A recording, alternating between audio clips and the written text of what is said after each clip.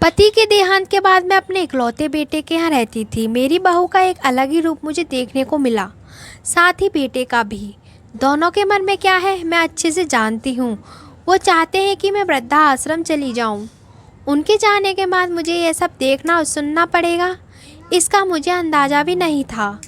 पर मैं मन मार कर अपने बेटे और बहू की बातें सुनकर भी यहाँ रहती हूँ, क्योंकि मुझे मेरे पोते और पोती दिखाई देते हैं। उनकी झलक पाकर मुझे सुकून मिलता है। घर के बाहर एक टीन की झोंपड़ी में रहती हूँ।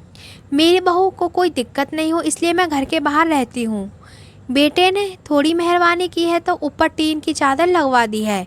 समय समय पर थोड़ा राशन दे देता है तो मैं अपना बनाकर खा लेती हूँ। मैंने अपने बेटे को कह दिया है कि मेरी वजह से उन दोनों को कोई प्रॉब्लम नहीं होगी। बस मुझे यहीं रहने दें, इसी घर में मुझे मर जाने दें।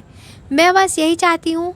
मैं अपने आप को खुशकिस्मत समझती हूँ कि मेरे बेटे और बहू कम से कम मेरे लिए इतना तो कर रहे हैं।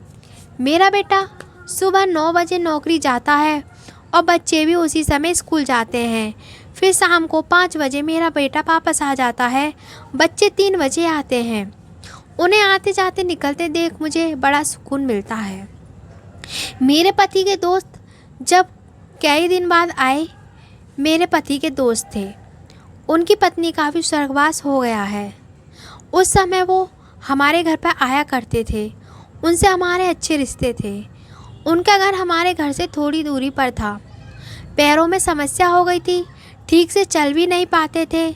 वो बड़े दिनों बाद मेरे यहाँ आए। मुझे उन्हें देखकर अच्छा लगा। उनका हाल भी मेरी तरह ही था। बच्चे और उनसे ही परेशान थे। आकर मेरे पास अपना दुखड़ा रोते थे और उन दिनों को याद करते थे।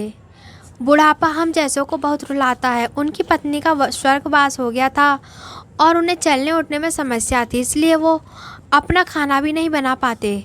मेरे पास आए तो मैं समझ गई कि ये इतनी मुसीबत में चलकर पुराने दोस्तों के यहाँ चाय और खाने की चाहत में ही जाते होंगे। उनकी भी अपनी मजबूरी थी। वो आए तो मैंने उनके लिए खाना बनाया और उन्हें खिलाया। मना कर रहे थे नहीं खाना, लेकिन मुझे पता था कि उनको भूख लगी है। बहू ने खाना नहीं दिया। मेरी बहू ने मुझे और उन्हें खाना खाते देख लिया। वो कुछ भी ना बोली। ऐसे ही वो यहाँ 2-3 बार आए। जब भी वो आते मैं उन्हें खाना खिलाती। फिर उनके जाने के बाद जब मेरा बेटा आया तो बहू कहती है कि तुम्हारी माँ कितनी बेशरम है, पता नहीं किस किस को आजकल बुलाकर खाना खिला रही है। बड़ी मुश्किल से कमाया जाता है और ये लुटाने में लगी है। इनका राशन बंद करो, कुछ दिन भूखी रहेगी तो अकल ठिकाने आएगी। मैंने कहा कि मैं अपने हिस्से का उन्हें खिलाती हूँ, तुम्हारे पिता के पुराने मित्र हैं। फिर भी बहू का उल्टा सीधा बोलना शुरू रहा। घर के बाहर रहकर उनको आज़ादी मिल गई है, पता नहीं क्या क्या करती है। बेटा भी बोला कि कुछ दिन भूखा ही रहने दो इन्हें। मुझे मेरे बेटे ने घर के पीछे सीढ़ी के पास ले जाकर बिठा दिया। कहा कि अब यहीं बैठो। मेरे तो आंसू भी सूख गए थे। अगले दिन मुझे खाना नहीं मिला। मेरे टीन के इस छोटे से कमरे को बहू ने तोड़ दिया। तब मुझे लगा कि अब मैं गलत कर रही हूँ। एक दिन पूरा भूखा रहने के बाद मैंने सोचा कि मैं गलत कर रही हूँ।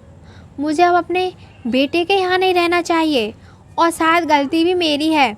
मेरी ही परवरिश में कोई कमी रही है, तभी तो यह परिणाम आया।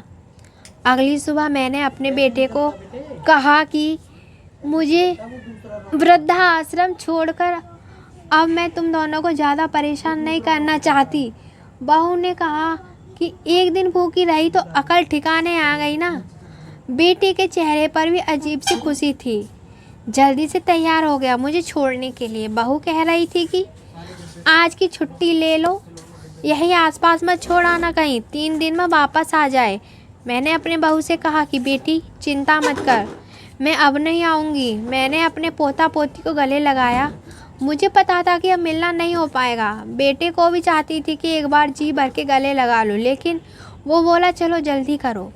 मैंने बहू को कहा बेटी अपना ध्यान रखना। मेरा बेटा मुझे छोड़ आया। वहाँ आकर मैंने देखा कि मेरी तरह कई हैं, थोड़े दिन उदास रहते हैं फिर सच को स्वीकार कर लेते हैं। मैं अब यहाँ खुश हूँ, कुछ काम भी करती हूँ। मैं चाहती हूँ कि ऐसा कहूँ कि ऐसा किसी के साथ ना हो, लेकिन ऐसा कब किसके साथ हो जाए कोई बता नहीं सकता। लेकिन माँ बाप का अभी इतना फ़र्ज़ होता है कि वो अपने बच्चों को पढ़ाएं लिखाएं, लेकिन उनसे कोई उम्मीद ना रखें कि वो आगे जाके आपके लिए कुछ करेगा। तो ये स्टोरी आपको कैसी लगी हमें कमेंट करके ज़रूर बताएं।